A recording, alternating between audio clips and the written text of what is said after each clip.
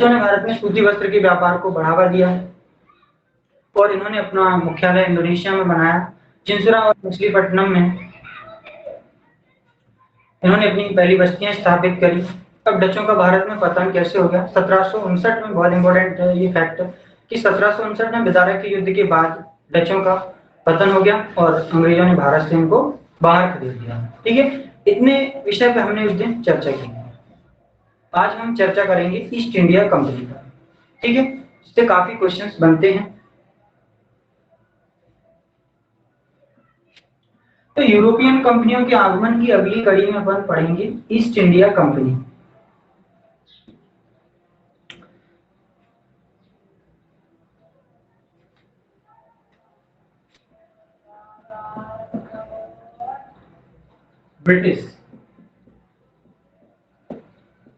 British east India company.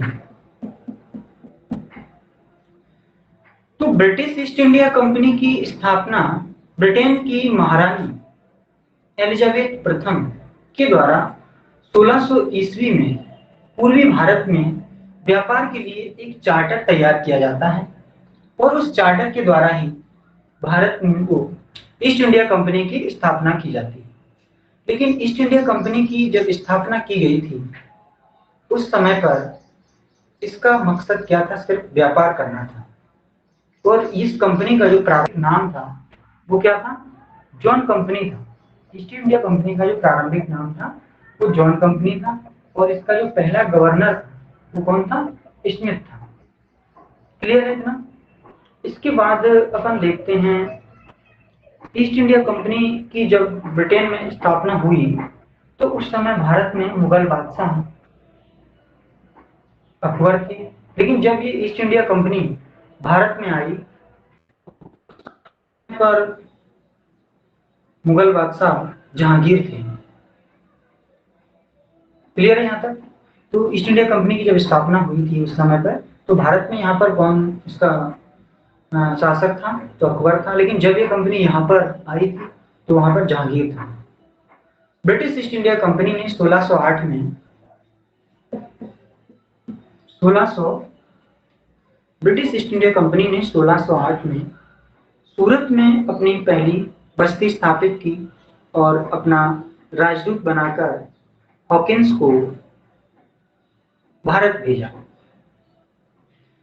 अब Hawkins सरकारी सुविधा प्राप्त करने के लिए जहांगीर के दरबार में जाता है। जहांगीर के दरबार में जाता है और जहांगीर से फारसी भाषा में बात करता है। इससे प्रसन्न होकर जहांगीर ने हॉकिंस को 400 का मनसब 400 का मनसब और खान की उपाधि प्रदान की। ठीक, इससे प्रसन्न होकर जहांगीर ने फारसी भाषा में बात करने से इतने से प्रसन्न होकर जहांगीर ने उसे 400 का मनसब और खान की उपाधि प्रदान की। इसके अलावा एक अन्य अंग्रेज थॉमस रो नामक अंग्रेज जहांगीर से अजमेर में मिलता है और कई सारी रियायतें प्राप्त कर लेता है।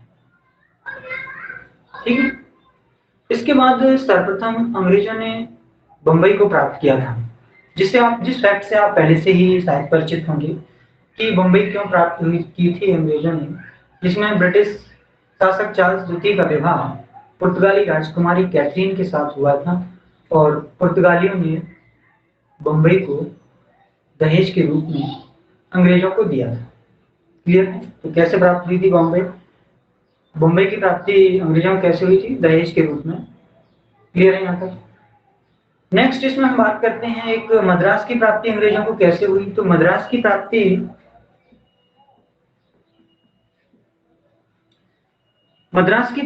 डे नामक अधिकारी था, उससे अंग्रेजों ने इसको पट्टा या लीज पर लिया था। ठीक है, कुछ समय के लिए पट्टा या लीज पर लिया था मद्रास की प्राप्ति। क्लियर है यहाँ तक? इतना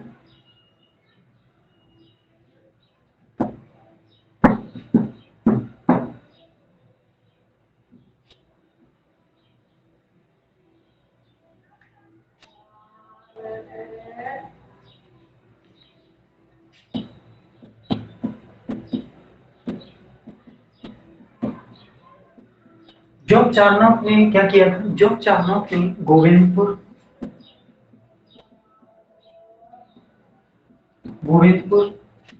सुखनाती और कलिकाता को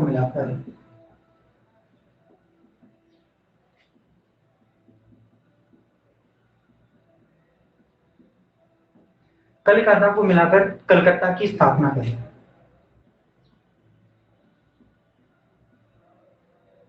ठीक है, यहाँ पर कलकत्ता की स्थापना गोविंदपुर जॉब चार्नोक ने गोविंदपुर, सुखनाती और कलिकाता को मिलाकर कलकत्ता की स्थापना करी और इसकी सुरक्षा के लिए एक फोर्ट विलियम कॉलेज बनाया गया। क्लियर? इसकी सुरक्षा के लिए फोर्ट विलियम कॉलेज बनाया गया कलकत्ता की सुरक्षा के लिए। और चार्ल्स आयर को मैं लिख देता हूँ।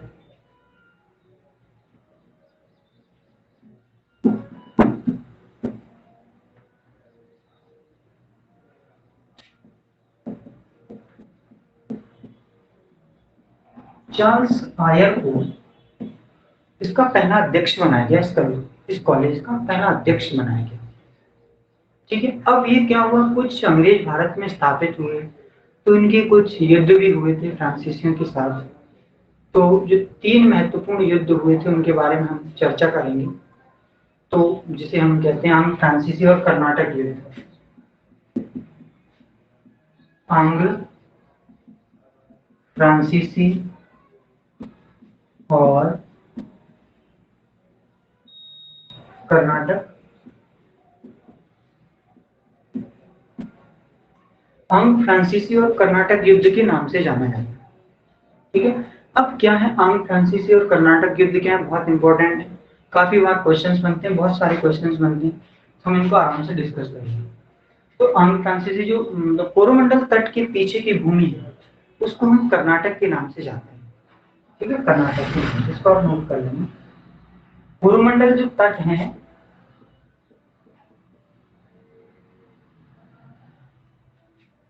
ठीक है, इसको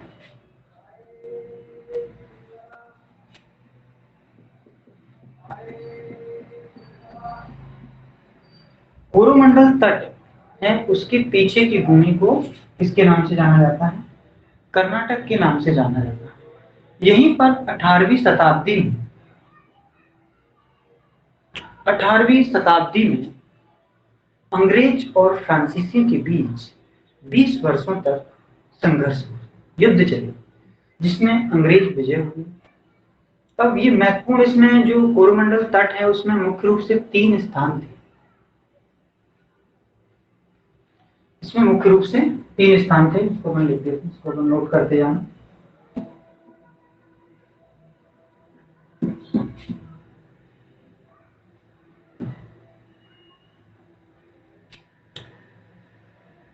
तीन स्थान थे कोरोमंडल तट पर, सेंट डेविड,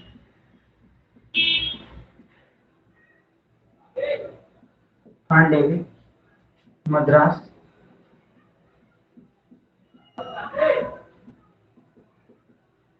और पांडिचेरी। इन 3 स्थानों पर संघर्ष चले, सेंट डेविड, मद्रास और पांडिचेरी। इसके बाद अब अपन देखते हैं एक युद्ध, इसकी पृष्ठभूमि होगी। अब देखते हैं प्रथम आंग्ल फ्रांसीसी और कर्नाटक युद्ध।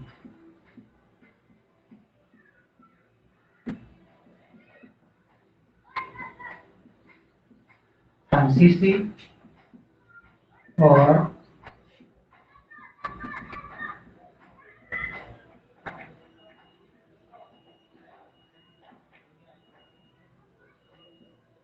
प्रथम आंग्ल फ्रांसीसी और कर्नाटक युद्ध, इसका अपन टाइम पीरियड देखते हैं तो ये 1746 से 48 के बीच में हुआ था। अब इसका रीजन क्या है? ये एक उत्तराधिकारी को लेकर, ऑस्ट्रिया में उत्तराधिकारी को लेकर ये युद्ध हुआ था। टाइम पीरियड दिख रहा है कि नहीं? नो, एक सेकंड।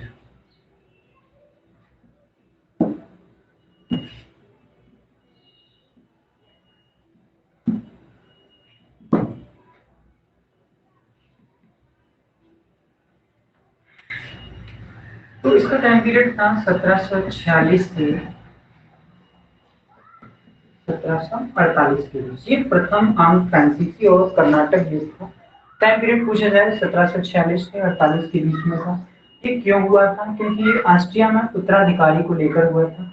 ऑस्ट्रिया में मैरिया थेरेसा की मृत्यु के बाद, नोट कर सकते हैं,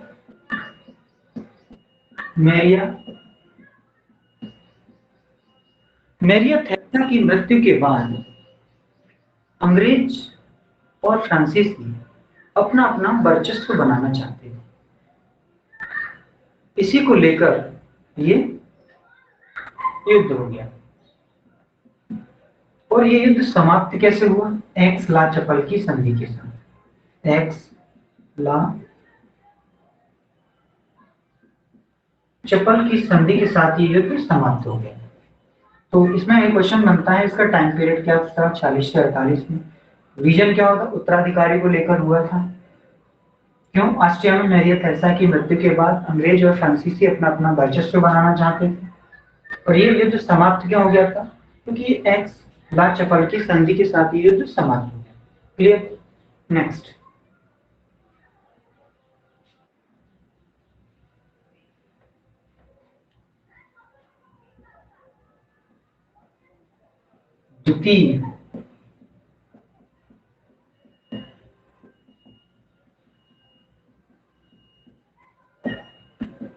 द्वितीय आंग्ल फ्रांसीसी युद्ध और कर्नाटक युद्ध के नाम, कर्नाटक युद्ध भी बोलते हैं इसको, 1749 से 1754 के बीच में। द्वितीय आंग्ल फ्रांसीसी युद्ध 1749 से लेकर 54 के बीच में हुआ था। क्लियर है? अब इस युद्ध का कारण क्या था?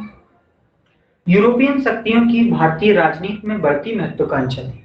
उस समय कर्नाटक में सत्ता के कई दावेदार थे। कर्नाटक में सत्ता के कई दावेदार थे। तो कुछ लोगों ने अंग्रेजों से मदद मांगी, तो कुछ लोगों ने फ्रांसीसियों से मदद मांगी। इसके कारण ये युद्ध हो गया। ठीक है, तो इस युद्ध का टाइम पीरियड क्या है? 49 से 54। क्यों हुआ था? यूरोपियन शक्तियों की भारतीय राजनीति में बढ़ती हुई महत्वाकांक्षा। सत्ता, कर्नाटक में सत्ता के कई दावेदार थे, जिसमें कुछ लोगों ने फ्रांसीसियों से मदद मांगी, कुछ ने अंग्रेजों से, जिसके कारण युद्ध हो गया। और ये युद्ध पांडिचेरी की संधि के साथ समाप्त हो गया। किसके कारण समाप्त हुआ था?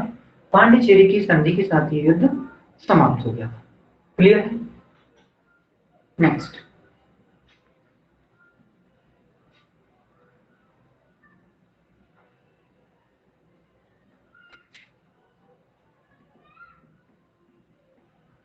तृतीय आंग्ल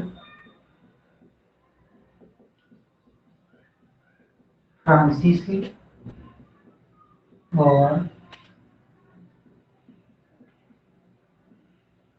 कर्नाटक युद्ध। इसका टाइम पीरियड अपन देखते हैं 1756 से 1763 के बीच में। तृतीय आंग्ल फ्रांसीसी और कर्नाटक युद्ध कब से हुआ था? 1756 से लेकर 1763। फन फैक्ट ये है। इस युद्ध का कारण था, यूरोप में एक सप्तवर्षीय युद्ध चल रहा था। उसके कारण ये युद्ध का, उसका असर भारत पर भी पड़ा और ये युद्ध यहाँ भी हो गया था। तृतीय आंग्ल फ्रांसीसी और कर्नाटक युद्ध 1756 से 63 में चला। तो यूरोप में इसका कारण क्या था? सप्तवर्षीय युद्ध।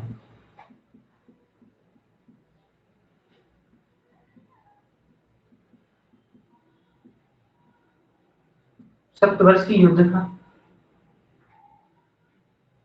लेकिन इस युद्ध, ये समाप्त कैसे हो गया था? जैसे ही पेरिस की संधि के साथ ये युद्ध समाप्त हो गया। कौन सी संधि हुई थी इसके लिए? पेरिस की संधि, है ध्यान रखना। तो यूरोप में पेरिस की संधि के साथ ये युद्ध समाप्त हो गया। क्लियर? इसके अलावा अब इस युद्ध से पहले भी, मतलब वांडीवास की लड़ाई में 1760 में